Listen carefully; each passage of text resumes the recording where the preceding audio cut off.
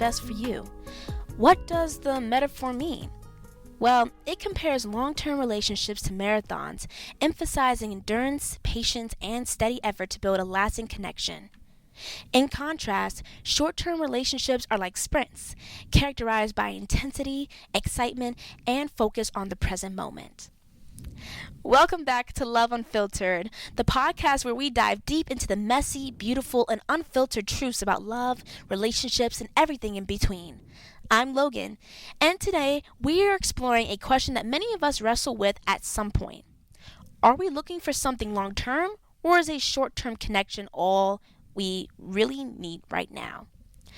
We'll unpack what defines these types of relationships, the benefits and challenges of each, and how to navigate the often blurry line between the two. Whether you're in a phase of casual dating, craving commitment, or just curious about the science and emotions behind it all, this episode is for you. So grab your favorite drink, settle in, and let's dive into the heart of the matter. Long-term versus short-term connections. What are you really looking for? I have invited students from diverse backgrounds to share their unique perspectives on love, relationships, and everything in between. Let's go around and meet everyone. Please state your name, classification, and major. Hi everyone, my name is Jada. I am a sophomore and my major is digital media studies. Hi y'all, my name is JJ. I'm a freshman and my current major is construction management. All right, thank you for taking the time to be with me. Let's get started. Let's start by defining what we mean by long-term relationships. These are connections built on commitment, trust, and a shared vision for the future. Long-term relationships often involve working toward common milestones, like building a home, starting a family, or pursuing shared life goals. They require patience, compromise, and a willingness to navigate challenges together over time. It's about creating a partnership that grows deeper as you build a foundation of mutual support and understanding. Whether it's marriage or a deeply committed partnership, the focus is usually on longevity and creating a life together. Long-term relationships come with some incredible benefits. They offer emotional stability and security, giving you a partner you can count on through life's ups and downs. Over time, you develop a deep understanding of each other, growing together in ways that strengthen your bond. There's also the joy of building a life together, whether that's creating shared goals, establishing traditions, or even starting a family. It's about creating a partnership that supports both individual and mutual growth. While long-term relationships can be deeply rewarding, they are not without challenges. One common hurdle is maintaining passion and novelty. Over time, the excitement of the honeymoon phase can fade, requiring effort to keep the connection fresh and exciting. Another challenge is navigating conflicts and external pressures. Life's demands, whether career changes, family dynamics, or financial stress, can test the strength of your bond. The key is learning to face these challenges as a team while continuing to grow together. What are your thoughts? When I think of long-term relationships, I mainly envision a person you are trying to create a future with. So say I'm in a relationship for about 3 or 4 years now, and that will be classified as a long-term relationship, but for some that can be just a momentarily thing. But for myself, I definitely do see that as a long-term relationship, and if I'm in a relationship for that long, I would want to see us to pursue a more future in the relationship as a whole. So that's when I think of as a long-term relationship. Okay. I would say the same thing. It's just very much like, for me in my personal cases, it's just always been, I always talk to somebody to get to know them, and then get to know them to date to marry, and so on and so forth. And it's very much, that is long-term relationships are very much like you want to be with somebody to have a future with them. Short-term, it's very much like, oh, I got to know you as a person, I got to see how things play out and stuff like that. You know what I mean? So it's just there for a good time, honestly. Okay. Short-term relationships are connections that don't necessarily aim for long-term commitment. They can vary widely from casual dating and summer flings to more complicated situationships where the boundaries are unclear. These relationships often focus on the present moment and can be driven by attraction, fun, or exploring new experiences. While they may not have the depth of long-term partnerships, they can be fulfilling in their own way and offer valuable lessons about what you want in a relationship. Short-term relationships come with their own set of benefits. They offer excitement and novelty, bringing new experiences and the thrill of fresh connections. These relationships also provide freedom and flexibility, allowing you to explore without the commitments and expectations of a long-term partnership. Additionally, short-term relationships can be great opportunities for self-discovery and exploration, helping you understand what you value, what you're looking for in a partner, and what makes you truly happy. While short-term relationships can be exciting, they come with potential pitfalls. One common issue is the risk of misaligned expectations. One person may be looking for something casual, while the other starts to develop deeper feelings.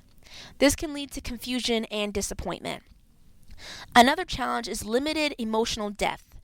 Because these relationships are often brief, it can be hard to build the same level of trust and intimacy as in long-term connections. Lastly, there's a risk of emotional burnout, especially if boundaries aren't clear from the beginning. Without open communication, one or both partners might end up feeling drained or hurt when the relationship ends or shifts unexpectedly. What are your thoughts? Want to go first? You go first. You go first. Well, oh no. Okay. Wait, what's the main question? Thank you. So what are your thoughts on short-term relationships? They're definitely fun. They definitely are something everybody should experience at least once. It's just very much it's almost like it's friends with benefits type of stuff, you know what I mean? Like you're not really exactly ready. Some people aren't exactly ready for a relationship in their life, but they want to still have fun. They want to get to know people. They want to, do stuff with other people. So it's very much like it's an experience thing, you know what I mean? So yeah, I definitely agree. I think short term is just people just trying to get to know other people and go on dates and stuff like that, but it's without not strings attached. Yes, without strings attached, and like you're not calling them your girlfriend and boyfriend and stuff like that. Like you guys are probably also seeing other people too. So, yeah. As for me, I'm not gonna lie, I really have never experienced a real short-term relationship. There's always the idea of, oh, we're gonna last. So when it becomes this short-term, it's like, so this is what people like to be like when it's a short-term relationship. So I never really I know what short-term relationships are and what they mean to people, but You've it's never had a personal I've never experience. had a personal experience to speak on or like go back and just memorize those days. Yeah, for me, I don't know if I would try short-term. I don't know. Yeah, I like doing short-term with the intention of becoming long-term at some point. No, for sure. I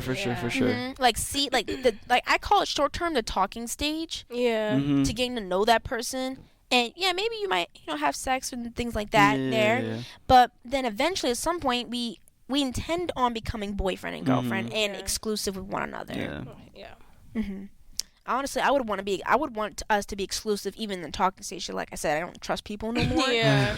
Because you don't know who's fucking around with who, and so yeah. All right. Self-awareness is crucial when deciding what kind of relationship works best for you.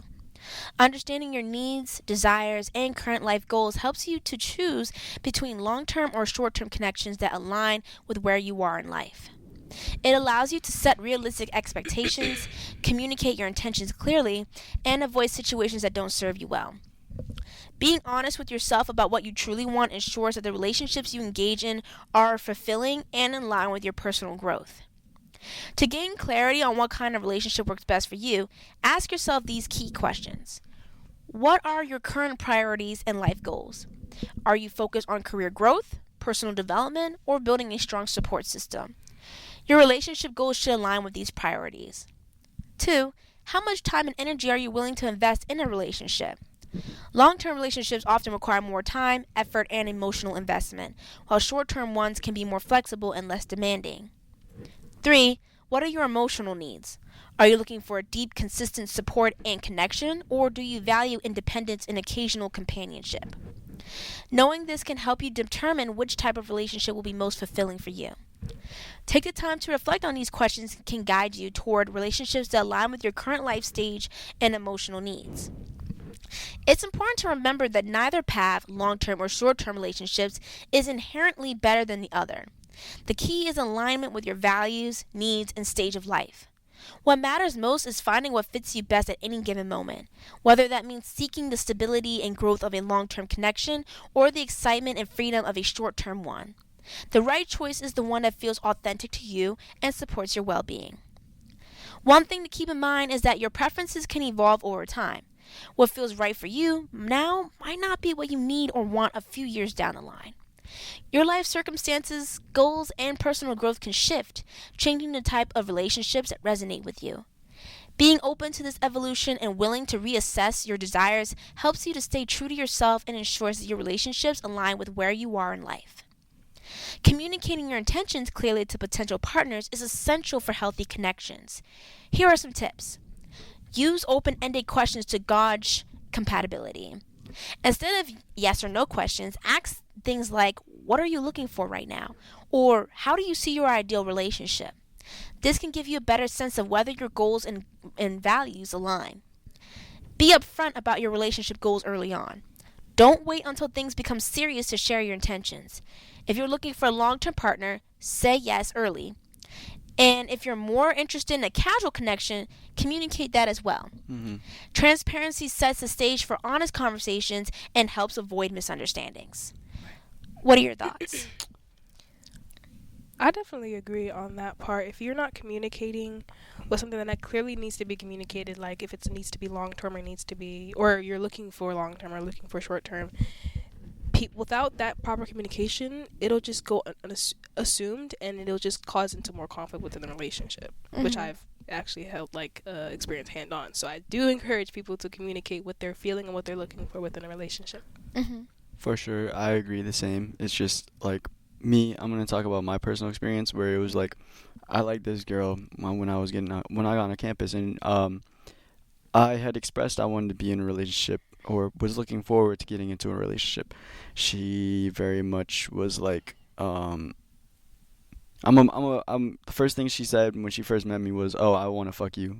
Right? Oh. Yeah, like she looked at me and she said she wanted to fuck me or whatever, and it was very much, I was like, "Oh, okay, cool. I mean, yeah, that's nice, but I want to get to know you as a person." And she never really communicated that, and I think that's why things kind of like didn't work out. It was because she was looking for a fun short time. I was looking for something longer, and it became a problem because it was very much like when there was a problem to arise or something was wrong with our relationship, she was very much wishy-washy. One minute she'd be quick to be like, okay, things aren't going to work out, and then she'd dip, and then she'd come back and be like, oh, I miss you, and I'd very much, it fucked my mental. It was like, it's like too wishy-washy. It's like, oh, Yeah. you're gone, now you're back, you're not going, Right. you're back. It's inconsistent. Right, and so definitely communicating on what you want genuinely from the get-go is, it'll help,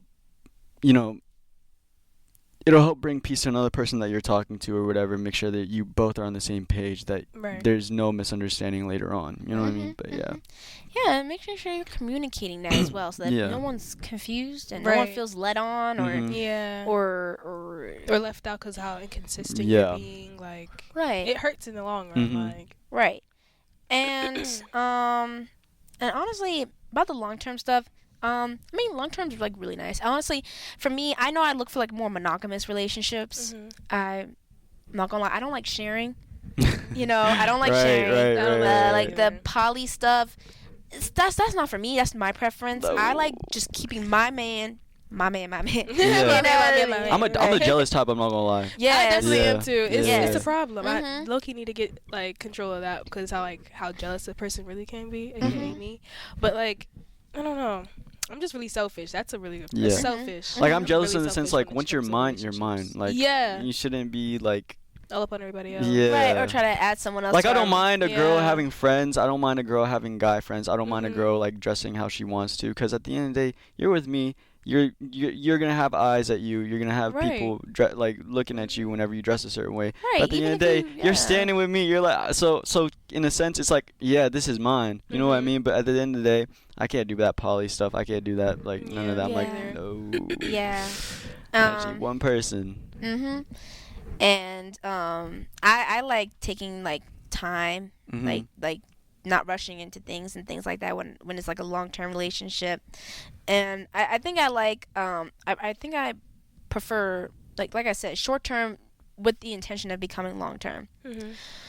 Talking stage, and then eventually at some point we decide whether we want to make that a very exclusive relationship and things like that. So I think that's my opinion on both long-term and short-term, and also just knowing which path is best for you. Yeah. If it aligns with your goals. I know for me in college, I can deal with any one of those types. I just know, like, I know how to balance my school life with my social life. Before, if things got really, really bad, my grades would start to suffer and stuff, and I had to really get like a hold of that, because it's like, yeah, I'm here for school, not for anything else. Right? I'm here for my degree. I'm about to tell you, I'm here to get that degree. Yes. All right. Is there anything else you guys want to talk about? I don't have anything coming to mind at the moment. Me neither. Yeah. Okay. All right. To wrap up today's episode, here are the key takeaways. 1. Long-term relationships are like marathons. They require endurance, dedication, and willingness to invest time and effort. They can offer deep emotional fulfillment and stability when nurtured over time. 2. Short-term relationships are like sprints, intense, exciting, and rewarding in their own way. They provide opportunities for exploration, fun, and self-discovery without that long-term commitment. And 3, right choice depends on your personal values, goals, and readiness. There's no one-size-fits-all answer. What matters most is finding what aligns with your current life stage and what feels true to you. Remember, whether you're drawn to the long game or prefer the thrill of a short-term connection, being honest with yourself and clear in your communication makes all the difference. Now, I want to thank my wonderful guests for joining me today. Thank you. Thank you for having us. Thank you. And thank you all for tuning in to Love Unfiltered and exploring the complexities of long-term and short-term relationships with me. If you enjoyed this episode and found it helpful, please share with friends who might be weighing their own relationship choices. Your support helps us reach more listeners and keep these important conversations going. And before we sign off, I'm excited to give you a sneak peek at our next episode, Long Distance Love, Making It Work Across Miles. We'll be discussing how to navigate the unique challenges of long-distance relationship, from staying connected and building trust to managing expectations and planning for the future. Whether you're in a long-distance relationship now or just curious about how it all works, you won't want to miss it. Be sure to tune in next week as we continue to unpack the complexities of love and connection. I'm Logan. Until then, take care and remember to prioritize your well-being in all your relationships.